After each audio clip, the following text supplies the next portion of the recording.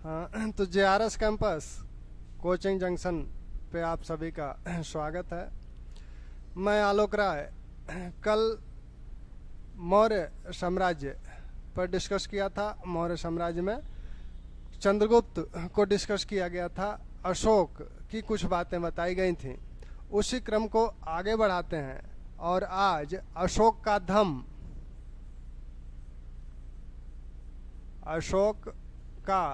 धम की बात मुख्य रूप से की जाएगी। इसके पहले थोड़ा सा एक बार अशोक के जो व्यक्तिगत जीवन है उसके विषय में रिवाइज करा दूं। अशोक का नाम पुराणों में अशोकवर्धन मिलता है। अशोक के अभिलेखों में उसे देवानामपीय या प्रियदर्शी बोला गया है। अशोक को बौद्ध साहित्य में चंड शोक बोला गया है। और अशोक नाम अशोक का अशोक के ही रूप में अशोक नाम से ही जिन अभिलेखों में उसे पुकारा गया है वो 4 अभिलेख हैं। वो सभी आपके लघु शिलालेख हैं जिसमें मास्की, गुर्जरा, नेतूर, उड़ेगोलम, ये 4 अभिलेख में उसका नाम अशोक ही मिलता है। अशोक के अभिलेखों को सबसे पहले प्रिंसेप ने पढ़ा था। प्रिंसेप अशोक के अभिलेखों को पढ़ते समय एक गलती कर गए थे कि वो देवानाम प्रियदर्शी जो यूज हुआ था उसको वो श्रीलंका के शासक तिष्य को मान बैठे थे। लेकिन बाद में उस श्रीलंका के शासक तिष्य की दीपवंश के आधार पर उस देवानामपीय जो अशोक के अभिलेखों में देवानामपीय का उल्लेख है, वो दीपवंश के आधार पर यह बताया गया कि नहीं, यह अशोक है, क्योंकि अशोक के ही अनुकरण पर श्रीलंकाई शासक ने भी देवनामपीय दर्शी की उपाधि धारण की थी। तो इस प्रकार अशोक के ये नाम है। अशोक के बिंदुसार के पुत्रों में अशोक दूसरे नंबर पे हैं। बिंदुसार के सबसे बड़े पुत्र सुसीम, फिर अशोक, और सबसे छोटे पुत्र विगत शोक, जिनका उल्लेख दिव्योदान में हुआ है। कल इसकी बात हुई भी थी। अशोक की पत्नियों की बात हुई थी और अशोक की माता शुभद्रांगी थी। तो माता इनकी शुभद्रांगी हैं। इन्हीं को धर्मा बोला गया है। और अशोक की जो पत्नियां कई हैं, इनकी अनेक पत्नियां हैं। अनेक पत्नियों का उल्लेख विभिन्न ग्रंथों और उनके अभिलेखों से मिलता है। अशोक के अभिलेख में सिर्फ एक पत्नी करुवाकी का उल्लेख मिलता है और उसी करुवाकी से अशोक का पुत्र तिवर उत्पन्न हुआ था। अशोक की पत्नियों में देवी हैं, तिस्सरक्षिता हैं, असंगमित्रा हैं, पद्मावती हैं, करुवाकी हैं। तो इनकी बात कल हो चुकी थी। आज हम लोग मुख्य रूप से जो बात करेंगे वो अशोक के धम से संबंधित बातें होंगी। अशोक का धम के विषय में यह है कि अशोक का व्यक्तिगत धर्म क्या था और अशोक की जो धम नीति है वो क्या थी। तो अशोक का व्यक्तिगत धर्म बौद्ध था। प्रारंभ में अशोक ब्राह्मण मतानुयायी था। तो प्रारंभ में अशोक आपका ब्राह्मण मतानुयायी है। प्रारंभ में अशोक ब्राह्मण मतानुयायी है।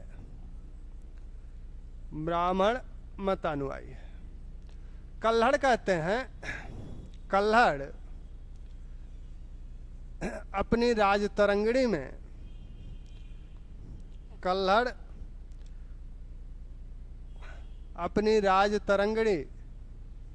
में कहते हैं कि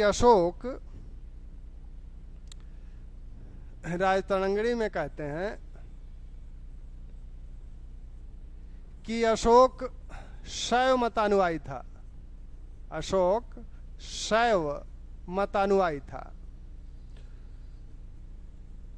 तो प्रारंभ में अशोक शैव मतानुयायी है।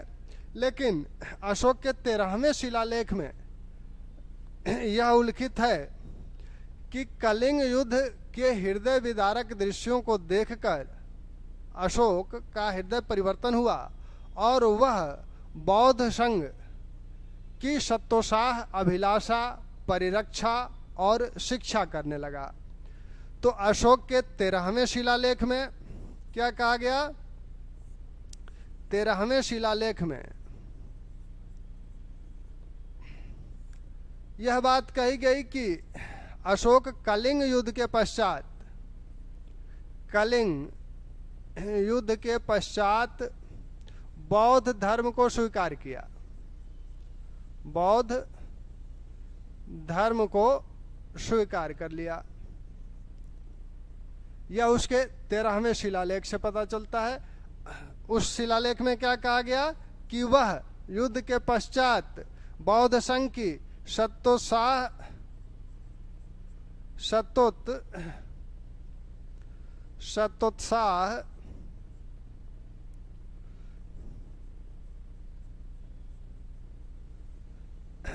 अभिलाषा करने लगा। इन शब्दों को ध्यान दीजिएगा। परिरक्षा और शिक्षा करने लगा। तो अशोक बौद्ध संघ की, बौद्ध धर्म की अभिलाषा करने लगा, परिरक्षा करने लगा, शिक्षा करने लगा। 13वें शिलालेख में वह यह बात कहता है। फिर वह प्रथम लघु शिलालेख में, प्रथम लघु शिलालेख में एक बात कहता है कि मैं 2.5 वर्ष तक बौद्ध धर्म का सामान्य उपासक रहा। सामान्य उपासक कब तक रहा? 2.5 वर्ष तक रहा। और इसके बाद 1 वर्ष से कुछ अधिक समय तक हमने संघ में अधिक रुचि ली और तब संघ का बहुत विकास हुआ, जिसे देखकर हमें स्वयं आश्चर्य हुआ। यानी 2.5 वर्ष तक वो साधारण उपासक है। इसके बाद वह 1 वर्ष से अधिक संघ से घनिष्ठ रूप से जुड़ता है। तब बौद्ध संघ का बहुत विकास हुआ, जिसे देखकर अशोक को आश्चर्य हुआ। यहाँ एक शब्दावली प्रयोग की गई है, संघ उपेते। इसका अर्थ भिन्न भिन्न विद्वान इसका अर्थ भिन्न भिन्न लगाते हैं। संघ उपेते को कुछ लोग ये मानते हैं कि संघ में प्रविष्ट हो जाना। संघ में प्रविष्ट होने का मतलब है कि अशोक भिक्षु बन जाए, तो संघ में प्रविष्ट हो जाना। लेकिन यहाँ इसका अर्थ ये नहीं है। यहाँ इसका अर्थ यह है कि संघ की ओर उन्मुख होना। तो ये माना जाता है विद्वानों द्वारा कि हो सकता है कि 2.5 वर्ष के पश्चात अशोक बौद्ध धर्म के जो उस समय के विख्यात विद्वान होंगे उनके निकट संपर्क में आया और संघ के लिए वह संघ के विकास में रुचि लेने लगा, अधिक रुचि लेने लगा। इसलिए संघ का विकास आश्चर्यचकित रूप से हुआ। तो ये बात तो उसके प्रथम लघु शिलालेख से मिलती है।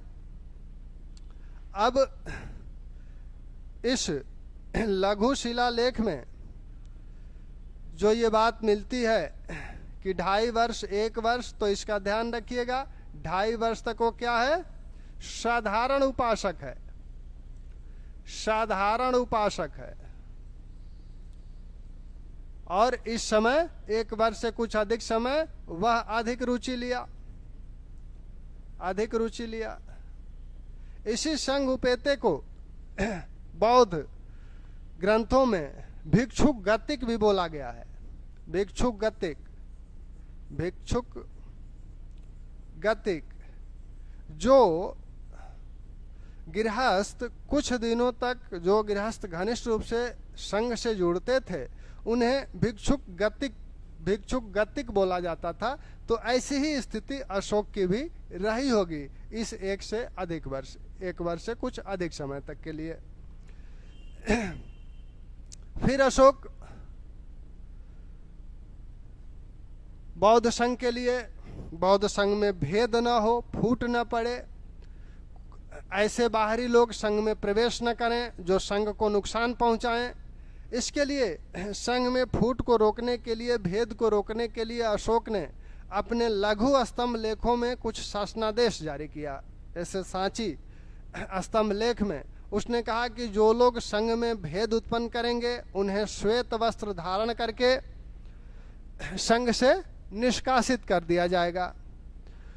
तो यह भी कार्य वह बौद्ध संघ के लिए करता है। अशोक बौद्ध था, व्यक्तिगत रूप से उसका धर्म बौद्ध हो गया था, इस बात का सबसे सबल प्रमाण आपका भाब्रू शिलालेख है। सबसे सबल प्रमाण कौन है? भाब्रू शिलालेख। भाब्रू शिलालेख यह भी लघु शिलालेख ही है। लघु शिलालेख, तो इस लघु शिलालेख में अशोक क्या कहता है? अशोक बौद्ध त्रिरत्न की वंदना करता है। बौद्ध धर्म के जो त्रिरत्न हैं, बुद्धम शरणम गच्छामि, संघम शरणम गच्छामि, धम्म शरणम गच्छामि, तो यह बुद्ध संघ धम्म ये बौद्ध धर्म के त्रिरत्न हैं। तो इन बुद्ध संघ धम्म ये क्या है? बौद्ध धर्म के त्रिरत्न है। ये बौद्ध धर्म के त्रिरत्न है। तो इन त्रिरत्नों की वह वंदना करता है, वंदना करता है। तो इस बात से साफ स्पष्ट है कि अशोक बौद्ध मत अनुयायी है। प्रारंभ में वह शैव मत अनुयायी है, लेकिन कलिंग युद्ध के पश्चात, जैसा कि वह 13वें शिलालेख में जिसका उल्लेख करता है कि हमने संघ की अभिलाषा करने लगे, बौद्ध धर्म की परिरक्षा करने लगे और इसकी शिक्षा करने लगे। प्रथम लघु शिलालेख में वह सीधे सीधे कहता है 2.5 वर्ष तक हम साधारण उपासक हैं, और यहाँ आकर वह त्रिरत्नों की वंदना करने लगता है। और इसी भब्रू लघु शिलालेख में उसने बौद्ध भिक्षुओं को 7 बौद्ध ग्रंथों के अध्ययन करने को आवश्यक माना है। तो 7 ग्रंथ भिक्षुओं द्वारा अध्ययन किए जाने चाहिए, इस बात को भी आवश्यक माना है। तो ये आपका इन सब बातों से ये प्रमाणित होता है कि अशोक बौद्ध हो गया था। तो इनसे संबंधित जो तथ्य हैं उनको ध्यान रखिए कि 13वें शिलालेख में पहली बात तो प्रारंभ में वह ब्राह्मण मतानुयायी है। कल्हड़ कहते हैं, कल्हड़ क्या कहते हैं? कल्हड़ कहते हैं कि कल्हड़ ने राजतरंगिणी लिखी थी जिसमें कश्मीर का इतिहास लिखा गया है। इसमें कहते हैं कि वो शैव मतानुयायी था, उसने कश्मीर में शैव मंदिर का भी निर्माण करवाया था। बाद में अपने कलिंग युद्ध के पश्चात, कलिंग युद्ध कब हुआ था? कलिंग युद्ध अशोक के राजाभिषेक के 8वें वर्ष हुआ था। अशोक का राजाभिषेक 269 ईसा पूर्व में हुआ था और 8वें वर्ष यह युद्ध हुआ, यानी 261 ईसा पूर्व बीसी में अशोक कलिंग युद्ध किया और इसी के पश्चात वह बौद्ध हो गया। तो यानी 261 ईसा पूर्व से वह बौद्ध धर्म अपना लिया।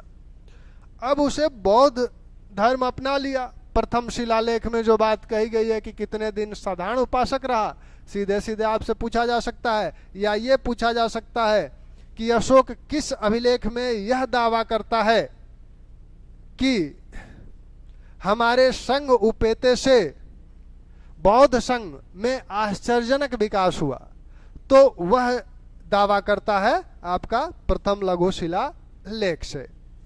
और अशोक बौद्ध ही था, इस बात का सबसे सबल प्रमाण भाब्रू लघु शिलालेख है, जिसमें वह बौद्ध त्रिरत्न की वंदना करता है। ठीक। अब अशोक को बौद्ध धर्म में किसने दीक्षित किया, तो भिन्न भिन्न ग्रंथों में इसकी भिन्न भिन्न विद्वानों का जिक्र किया जाता है। अब इसमें जो कहा जाता है कि सिंहली अनुश्रुतियां जो कहती हैं कि अशोक को बौद्ध धर्म में सबसे पहले दीक्षित किया था आपके 8 वर्षीय बौद्ध भिक्षु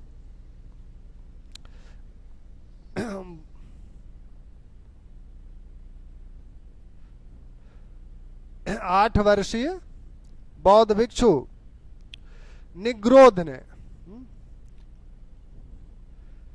तो अशोक को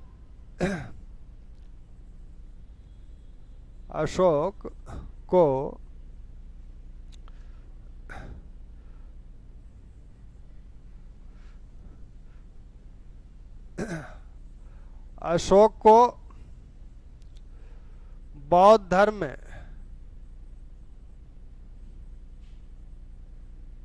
में दीक्षित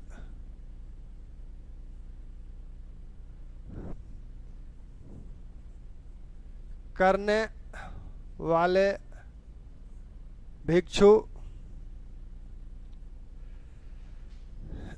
सिंहली अनुश्रुतियों के अनुसार सिंहली अनुश्रुतियों के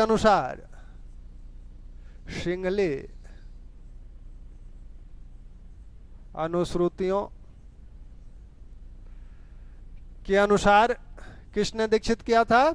निग्रोध ने। निग्रोध ने दीक्षित किया था। और दिव्यावदान तथा वेनसांग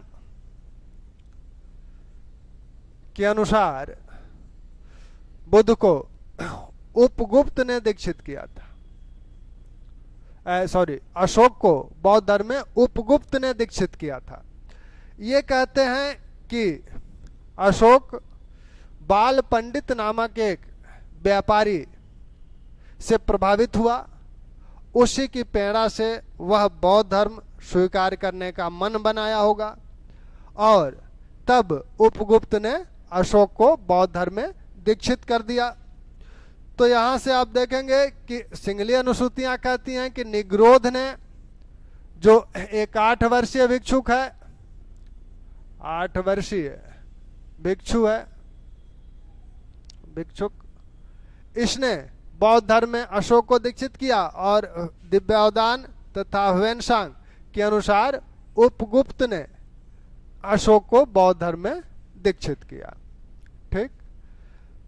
अब अशोक के समय ही तृतीय बौद्ध संगीति हुई थी और इस तृतीय बौद्ध संगीति की अध्यक्षता मोगलीपुत्र तिस ने की थी। इस तृतीय बौद्ध संगीति के पश्चात अशोक ने, इस तृतीय बौद्ध संगीति के पश्चात विभिन्न क्षेत्रों में धर्म प्रचारकों को भेजा गया था। तो बौद्ध धर्म से जुड़ी हुई अशोक से संबंधित एक और तथ्य यह है कि इसी के समय में तृतीय बौद्ध संगीति हुई। ठीक, संगीति हुई। और इस बौद्ध संगीति के पश्चात ही क्या किया गया?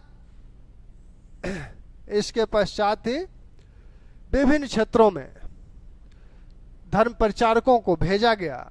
और किस धर्म प्रचारक को कहां कहां भेजा गया तो उसको आप थोड़ा सा देख लें। बौद्ध धर्म में भी देखे होंगे मझंतिक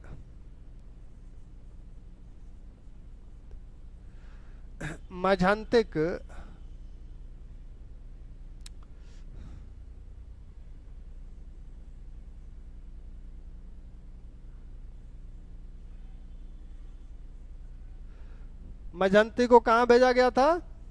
इन्हें गंधार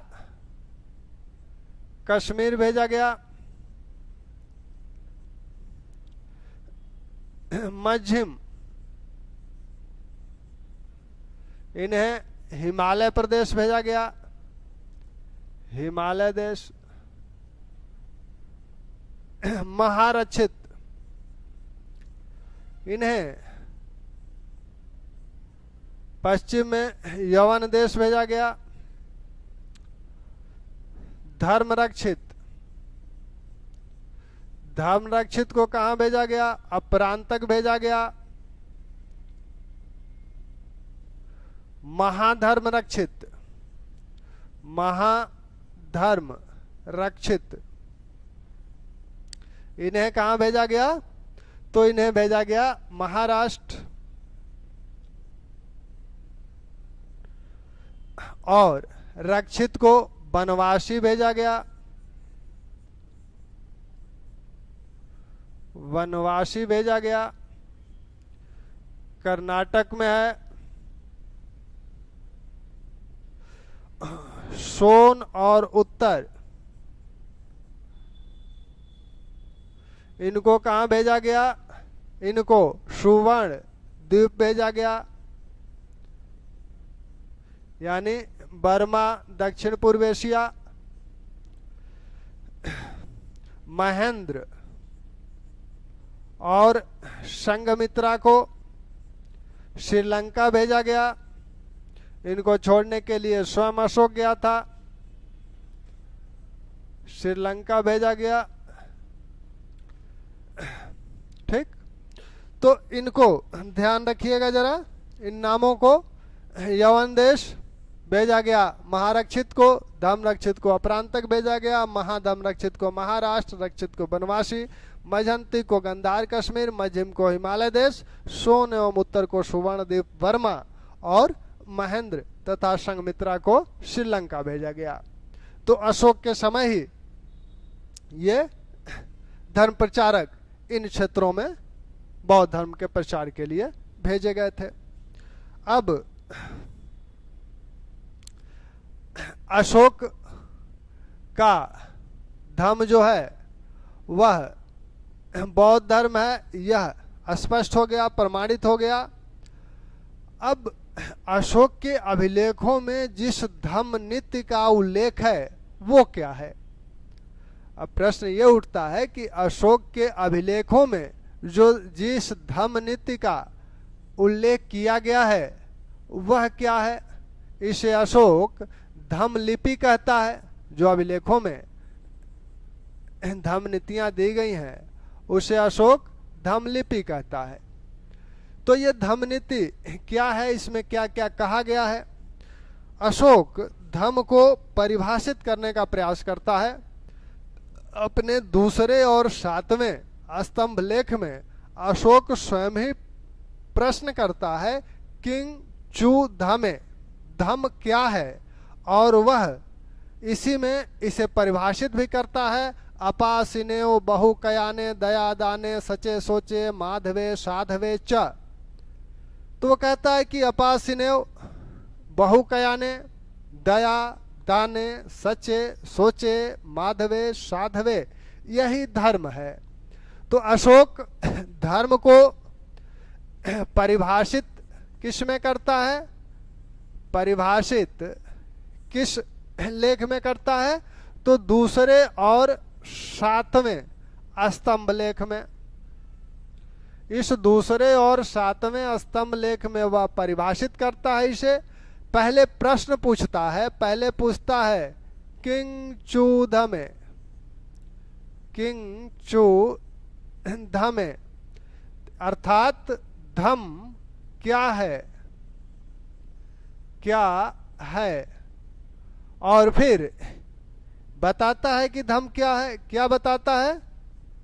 यह बताता है अपासिनेव, अपासिनेव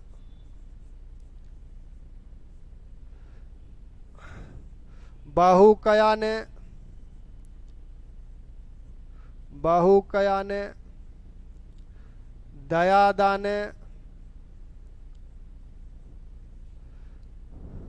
सचे सोचे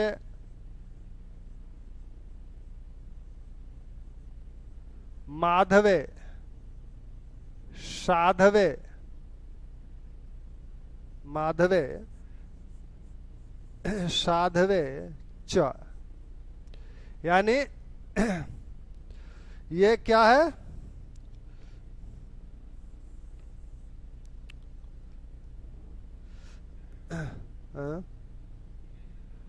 हाँ यहाँ अपासिने बहुकयाने दयादाने सचे सोचे माधवे साधवे साधवे च। अब अपासिनेव ये क्या है? अपासिनेव आपका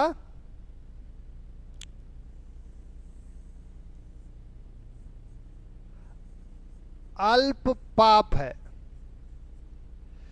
बहुकयाने, बहुकयाने आपका बहुत कल्याण है। दया दाने सचे सोचे माधवे साधवे, ये आपका बहुत कल्याण है, बहुत कल्याण है। दया को आप जानते ही हैं, दया है। दाने का मतलब दान है। सच्चे का मतलब सत्यता है। सोचे का मतलब पवित्रता है, पवित्रता। माधवे का मतलब मृदुता है, मृदुता। साधवे का मतलब साधुता है। तो धर्म क्या है? वह कहता है कि धर्म अल्प पाप है, बहुत कल्याण है, दया है, दान है, सत्यता है, पवित्रता है, मृदुता है, साधुता है। यही धर्म है। अब फिर आगे यह बताता है कि इस धर्म के में क्या करना चाहिए, धर्म के पालन के लिए क्या करना चाहिए और क्या नहीं करना चाहिए। तो क्या करना चाहिए अर्थात धर्म का विधायी पक्ष क्या है, विधेय पक्ष क्या है, और क्या नहीं करना चाहिए यानी धर्म का निषेध पक्ष क्या है। तो विधेय पक्ष में वो कहता है अनारंभो प्राणानाम, अनारंभो प्राणानाम मातरी पितरी शुश्रूषा थेर शुश्रूषा।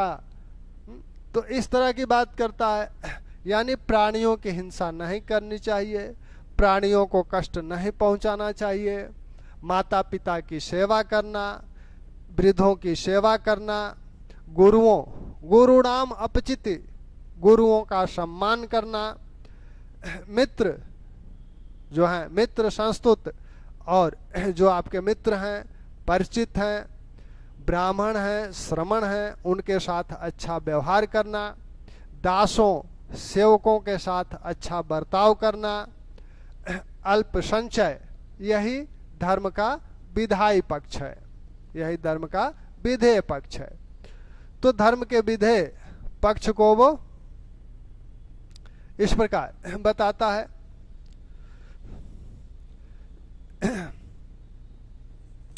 धम्म का विधेय पक्ष, धम्म के विधेय पक्ष को वह बताता है कि क्या है, प्राणियों की हिंसा न करना, प्राणियों की हिंसा न करना, अनारंभो प्राणानाम अभिहिंसा भूतानाम, प्राणियों को कष्ट न पहुंचाना, अभिहिंसा भूतानाम प्राणियों को कष्ट न पहुंचाना, मातृ पितरी शुश्रूषा माता पिता की सेवा करना, माता पिता की सेवा करना। फिर कहता है कि वृद्धों की सेवा करना, थेर थेरी शुश्रूषा, थेरी शुश्रूषा वृद्धों की सेवा करना। गुरु नाम अपचिति, गुरुओं का सम्मान करना, गुरुओं का सम्मान करना।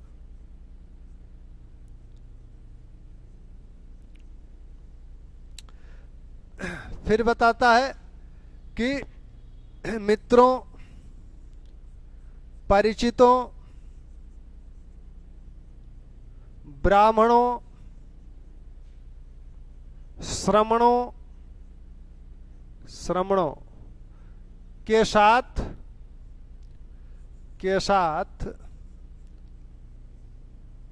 अच्छा व्यवहार करना।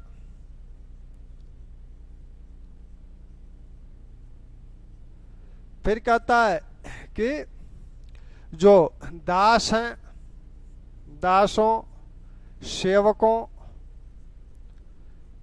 के साथ अच्छा बर्ताव करना, अच्छा बर्ताव करना।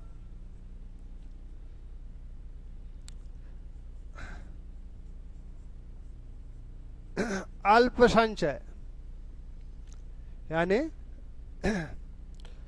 संचय कम करना। तो यही उसके धर्म के विधायी पक्ष हैं। अब धर्म का निषेधात्मक पक्ष क्या है? तो धर्म का निषेधात्मक पक्ष है, निषेधात्मक पक्ष, निषेधात्मक पक्ष जो धर्म का है वह यह है निष्ठुरता, प्रचंडता। तो ये आपके निषेधात्मक पक्ष है। निष्ठुरता नहीं दिखानी चाहिए, प्रचंडता,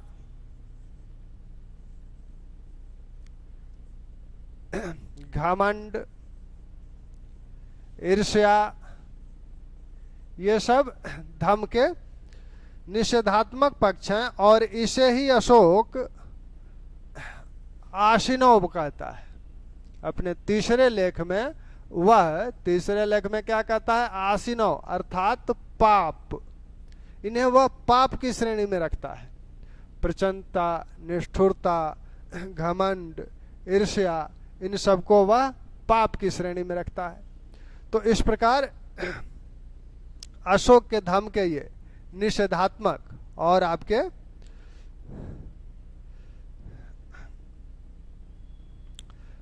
अशोक के धर्म के ये निषेधात्मक और विधेय पक्ष रहे। अब आप इसमें अशोक के धर्म में अब ये देखा जाए कि अशोक धर्म में अन्य क्या क्या बातें कहता है, अशोक अपने धर्म के लिए क्या क्या करता है। तो अशोक ने धर्म के लिए अन्य जो बातें कही है, लोगों को धर्म का अनुसरण करने के लिए, वह कहता है कि अपने अभिलेखों में, जैसे अपने 9वें अभिलेख में वो धम्म मंगल की बात करता है, 11वें अभिलेख में धम्म दान की बात करता है, 13वें अभिलेख में यानी 13वें शिलालेख में वह धम्म विजय की बात करता है।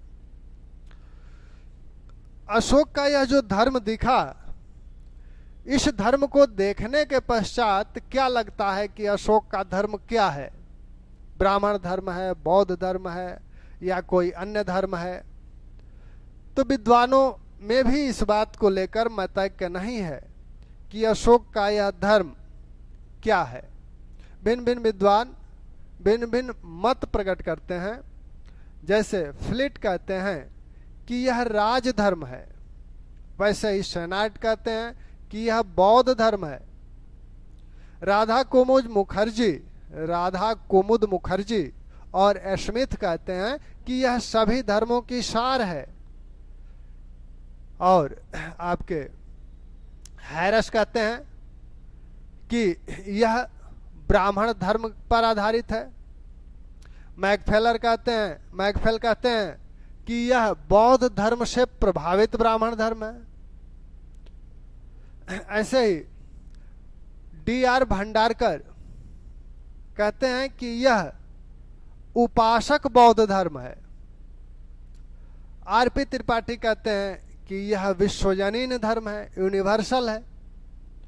और रोमिला थापर कहती हैं कि यह जो धर्म है यह अशोक के मस्तिष्क की उपज है। रोमिला थापर के अनुसार यह धर्म अशोक के मस्तिष्क की उपज है। वह अपने साम्राज्य में हो रहे विद्रोहों का इस प्रकार से शमन करना चाहता था, यानी लोगों के आचरण को इस तरह से अनुशासित करना चाहता था, इतना नैतिक बना देना चाहता था जिससे कि यह विद्रोह रुक जाए। फिर आगे कहते हैं कि नहीं, अशोक ने यह लागू तो जरूर किया लेकिन वह विद्रोहों को रोकने में असफल रहा। हालांकि ऐसा नहीं है, अशोक के काल में किसी विद्रोह का कहीं उल्लेख नहीं है। तो ये कहना है कि एक नैतिक आचरण की एक संहिता है, यहाँ तक ठीक है। वैसे ही तो इन कभी कभी ये पूछा जाता है अशोक के इस धम्म के, तो धम्म की प्रकृति क्या है। तो इसमें जिन विद्वानों ने बातें कही हैं उन विद्वानों का ध्यान रखिए। फ्लिट क्या कहते हैं, वैसे ही शेनार्ट क्या कहते हैं, मैकफेल, हायरस,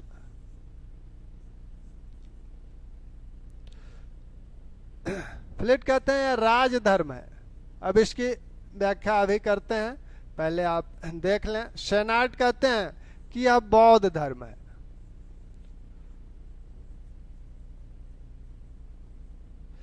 मैकफेल के अनुसार बौद्ध धर्म से प्रभावित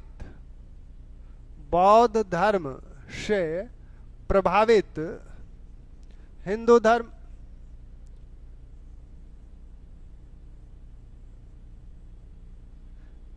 इनके अनुसार यह हिंदू धर्म से प्रभावित है।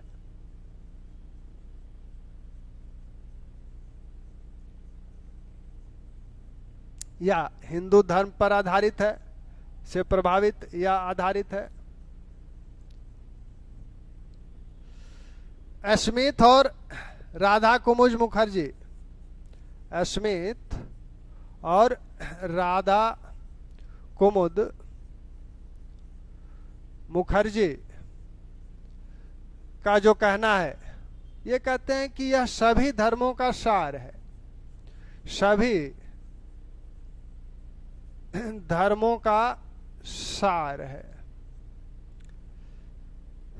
वैसे ही आपके आरपी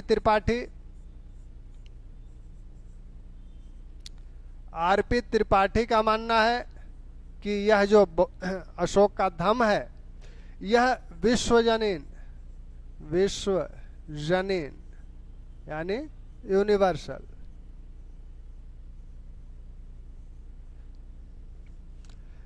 वैसे ही नीलकंठ शास्त्री का मानना है कि यह नैतिक आचरण की संहिता है, नैतिक आचरण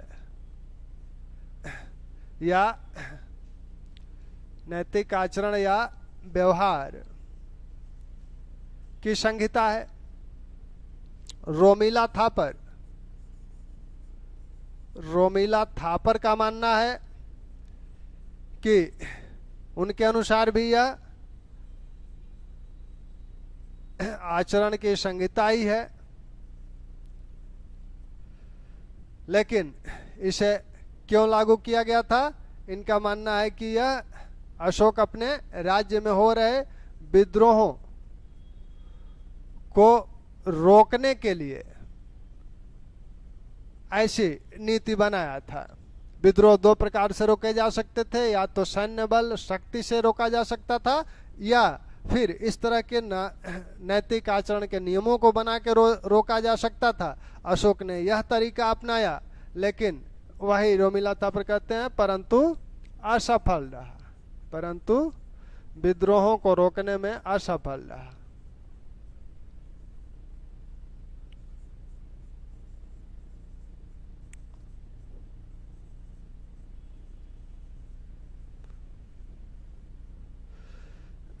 कोई समस्या होगी, कोई दिक्कत होगी तो आप लोग पूछ लीजिएगा। तो अब इनकी व्याख्या देखिए। फ्लिट कहते हैं राजधर्म है। राजधर्म होने का मतलब है, ये कहते हैं कि राजधर्म है, अशोक अपने राज्य कर्मचारियों के लिए इसको बनाया था। जब अशोक अपने राज्य कर्मचारियों के लिए जब इसे बनाया था तो वह 13वें शिलालेख में यह दावा क्यों करता है कि हमारे हमने 600 योजन मील तक धम्म विजय की हुई है। वह विभिन्न क्षेत्रों में धम्म प्रचारकों को क्यों भेजता है? तो निश्चित रूप से यह सिर्फ राज्य कर्मचारियों के लिए नहीं था, यह सबके लिए था। तो फ्लीट के इस बात पे विश्वास नहीं किया जा सकता है, तो ये राजधर्म नहीं है। सेनाट कहते हैं कि बौद्ध धर्म है। बौद्ध धर्म अगर है तो इसमें त्रिरत्न कहाँ है? बौद्ध धर्म में त्रिरत्न तो होने चाहिए, लेकिन यहाँ पूरे अभिलेखों में कहीं त्रिरत्नों की बात नहीं। अशोक व्यक्तिगत रूप से भाब्रू शिलालेख में वो व्यक्तिगत रूप से उसकी वंदना करता है, लेकिन अन्य किसी को वंदना करने की बात वो नहीं कहता है अपने इस धम्म में। अन्य जो बौद्ध धर्म की बातें हैं, निर्वाण, महापरिनिर्वाण, उसकी भी कोई चर्चा अशोक के धम्म में नहीं की गई है। तो ये नहीं कहा जा सकता कि विशुद्ध रूप से वह बौद्ध धर्म है। बौद्ध धर्म से प्रभावित हिंदू धर्म है। मैकफेल कहते हैं कि बौद्ध धर्म से प्रभावित हिंदू धर्म है। वैसे ही ये कहते हैं कि हिंदू धर्म से प्रभावित या हिंदू धर्म पर आधारित है। अब बौद्ध धर्म की भी कुछ बातें इसमें दिखती है, हिंदू धर्म की भी। सामान्य रूप से ये कहें तो विश्व के जितने भी धर्म हैं उनमें कुछ कॉमन बातें हैं। उनके देवता भले भिन्न हैं, उनकी उपासना पद्धति भिन्न हो सकती है, लेकिन उनके जो मूल्य हैं, उनके जो नैतिक विचार हैं, वो लगभग कॉमन होते हैं। जैसे कोई विश्व का कोई भी धर्म ये नहीं कहता है कि चोरी करो, कोई भी धर्म ये नहीं कहता असत्य बोलो या हिंसा करो। सभी कहते हैं कि सत्य बोलो, हिंसा ना करो, चोरी ना करो, अपरिग्रह, अस्ते, इन सब की बात सभी धर्मों में किसी न किसी रूप में देखने को मिल जाती है। तो इन्हीं आधारों पे स्मिथ और राधा कुमुद मुखर्जी कहते हैं कि ये सभी धर्मों की का सार है, सभी धर्मों की अच्छी बातें इसमें ले ली गई हैं। वैसे ही आरपी त्रिपाठी कहते हैं कि ये विश्वजनीन यूनिवर्सल है, हर कहीं इसे आप अप्लाई कर सकते हैं। ऐसा तो है नहीं कि चोरी ना करना सिर्फ भारत के लिए सही है, अमेरिका के लिए नहीं सही है, या ब्रिटेन के लिए नहीं सही है। यह विश्व में हर जगह उतना ही सत्य है जितना भारत में सत्य है। तो ये विश्वजनीन की बात करते हैं। वैसे ही नीलकंठ शास्त्री नैतिक आचरण, नैतिक व्यवहार और रोमिला थापर आचरण की संहिता मानते हैं। इन सब के साथ एक विद्वान और हैं आपके, वो हैं D.R. भंडारकर। D.R. भंडारकर साहब क्या कहते हैं? भंडारकर ये कहते हैं कि अशोक का यह जो धर्म है, यह उपासक बौद्ध धर्म है। उपासक बौद्ध धर्म है। इसके पक्ष में वो अपने तर्क देते हैं। इसके पक्ष में भंडारकर महोदय जो तर्क देते हैं वो देखिए। वो कहते हैं कि श्रुत पिटक का एक जो अंग है, एक जो निकाय है दिग्ग निकाय, उस दिग्ग निकाय में सिंगालोवाद सुत्त की बात की गई है। सिंगालोवाद सुत्त एक कथा है। उस सिंगालोवाद सुत्त में बुद्ध क्या करते हैं? उस सिंगालोवाद सुत्त में कहा गया है कि बुद्ध एक बार जा रहे थे कहीं, तो रास्ते में देखा कि एक श्रृंगाल या सियार, सियार जानते हैं ना, आज रात में देख लीजिएगा गांव में कहीं आसपास बोल रहा होगा, बोली तो निकाल ही लेते होंगे। तो एक सिंगाल क्या कर रहा था, चारों दिशाओं को प्रणाम कर रहा था घूम घूम। बुद्ध गुजर रहे तो उन्होंने कहा कि वत्स ये क्या कर रहे हो? तो सिंगाल ने कहा कि हमारे माता पिता ने यही सिखाया है कि अपने देवताओं को, अपने पूर्वजों को नमन करना चाहिए, उनकी वंदना करना चाहिए, यही हमारा धर्म है। तो बुद्ध ने उसको उपदेश दिया कि देखो बेटा, ये धर्म नहीं है, इस भ्रम में न रहो। धर्म क्या है? धर्म है माता पिता की सेवा करना, वृद्धों की सेवा करना, गुरुओं का सम्मान करना, मित्रों, परिचितों, ब्राह्मणों, श्रमणों के साथ अच्छा व्यवहार करना, दासों और नौकरों के साथ अच्छा बर्ताव करना, ये धर्म है। और अशोक के जो परिभाषित करता है दूसरे 7वें स्तंभ लेख में, वो किस प्रकार के धर्म की बात करता है, यही सारी बातें तो बता रहा है। तो भंडारकर महोदय कहते हैं कि यह उपासक बौद्ध धर्म सुत्त सिंगालोवाद सुत्त में जो बात कही गई है, वही बात तो अशोक कह रहा है अपने धम्मनीति में। साथ में अशोक निर्वाण परिनिर्वाण की कोई बातें नहीं करता, महापरिनिर्वाण की कोई बातें नहीं करता है, वह तो पारलौकिक सुख की बात कर रहा है, क्योंकि जनता को पारलौकिक सुख में बहुत आनंद आता है। यह लौकिक सुख की चिंता कम होती है, पारलौकिक सुख की चिंता ज्यादा होती है। तो अशोक जानता था कि पारलौकिक सुख की अगर बात करेंगे तो ये इसका पालन करेंगे सब, तो वह पारलौकिक सुख की बात करता है और दिव्य प्रदर्शन करता है। झांकियां निकाली जाती है कि देखो धर्म का पालन करोगे तो ऐसे स्वर्ग में सुख मिलेगा, परलोक में ऐसे सुख मिलेगा। वो सारी बातें विमानवत्थु नामक बौद्ध ग्रंथ में कही गई हैं। उसी प्रकार की बातों का उल्लेख विमानवत्थु में हुआ है। तो भंडारकर महोदय कहते हैं कि उस पारलौकिक सुख की बात भी तो विमानवत्थु में हुई है और इसकी बात सिंगालोवाद सुत्त में हुई है। तो भंडारकर महोदय कहते हैं कि सिंगालोवाद सुत्त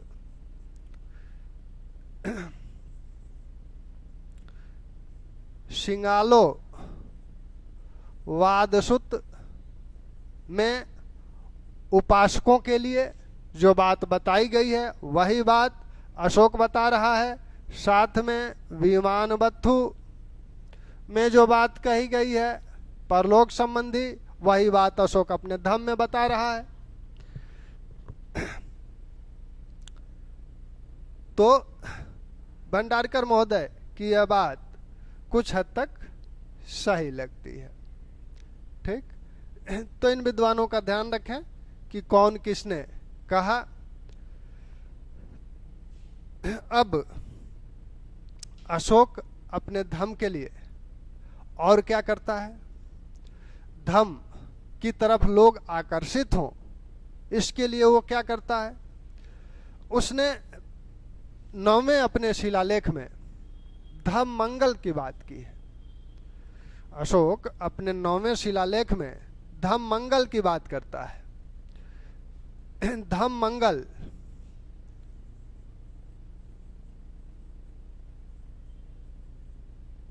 की बात करता है किसमें? 9वें शिलालेख में। और धम्मदान की बात करता है किसमें? 11वें शिलालेख में।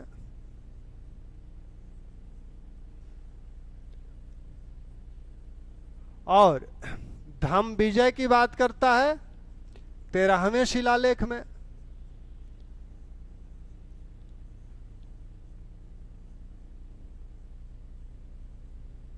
ठीक, अब ये धम्म मंगल क्या है? अशोक कहता है कि विभिन्न प्रकार के मंगल कार्य महिलाएं या पुरुष करते हैं। जैसे बच्चे के जन्म होने पर कुछ मांगलिक कार्य किए जाते हैं, मुंडन पे किया जाता है, या तिलक है, विवाह है, तो इस प्रकार के मांगलिक कार्य किए जाते हैं। इन मांगलिक कार्यों को अशोक अल्प फल वाला बताता है। वह कहता है कि इन मांगलिक कार्यों से बहुत फल नहीं मिलता है, बहुत कम फल मिलता है। धम्म मंगल करो, यह महाफलदायी है। धम मंगल क्या है? धम मंगल वही है, माता पिता की सेवा करो, वृद्धों की सेवा करो, गुरुजनों का सम्मान करो, जो बातें धम में बताई गई हैं उन्हीं उसी विधेय पक्ष का पालन करो, यही धम मंगल है और ये महाफल वाला है। तो अशोक इसे धम मंगल को महाफल वाला कहता है, कहता है कि ये महाफल वाला है।